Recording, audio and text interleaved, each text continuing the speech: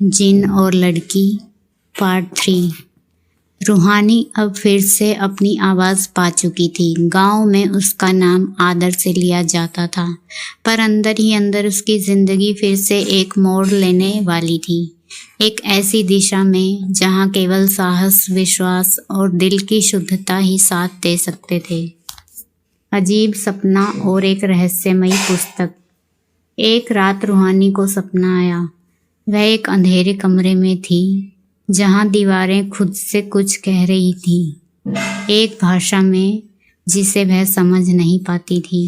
तभी एक किताब उड़ती हुई उसके सामने आई। उस पर लिखा था, अल जहीरा, जिन्नों की असली दुनिया।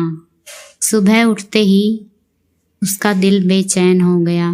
कुछ तो था इस सपने में। 2 दिन बाद जब वह गांव के पुराने खंडर के पास टहलने गई, एक पत्थर के नीचे उसे वही किताब सच में मिल गई, वैसी ही जैसी उसने सपने में देखी थी। किताब का खुलना। जैसे ही उसने किताब खोली, एक नीली रोशनी उठी और एक नक्शा दिखा, उस जगह का जहां जिन्नों की असली दुनिया का द्वार छुपा हुआ था। पर उस नक्शे पर लिखा था, जिसने एक बार यह रास्ता चुना वह अपनी दुनिया में पूरी तरह कभी लौट नहीं सकता।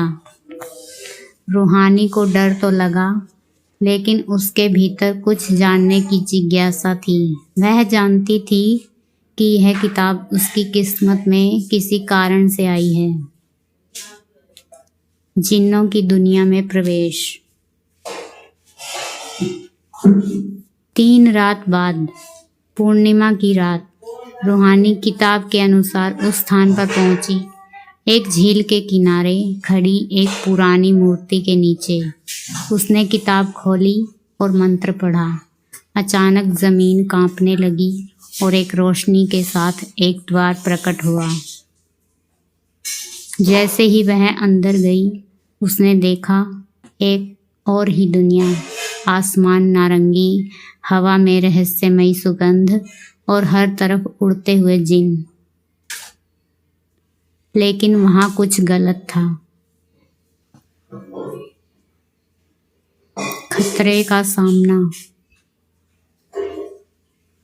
वहां के जिन डरे हुए थे।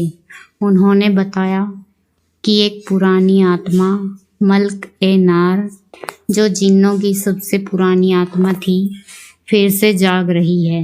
वह अंधकार से बनी थी और उसका मकसद था इंसानों की दुनिया को जीतकर सभी को गुलाम बनाना। रूहानी को देखकर कई जिन बोले, तुम वह हो जिसने इशाद को हराया। अब सिर्फ तुम ही मल्क ए नार को रोक सकती हो। रूहानी ने कहा, मैं सिर्फ एक इंसान हूँ, मैं क्या कर सकती हूँ। एक बुजुर्ग जिन बोला, तुम अब सिर्फ इंसान नहीं, एक पुल हो इंसानों और जिन्नों के बीच। तुम्हारा दिल वह ताकत है जो किसी तलवार से तेज है। अंतिम परीक्षा।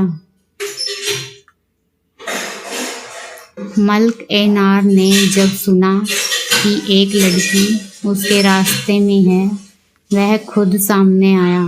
उसका शरीर आग और धुएं से बना था। उसकी आंखों में सिर्फ विनाश था। रूहानी ने डर के बावजूद अपनी आवाज़ में एक मंत्र गाना शुरू किया, वही जो उसे किताब में मिला था। उसकी आवाज़ से पूरा माहौल थम गया।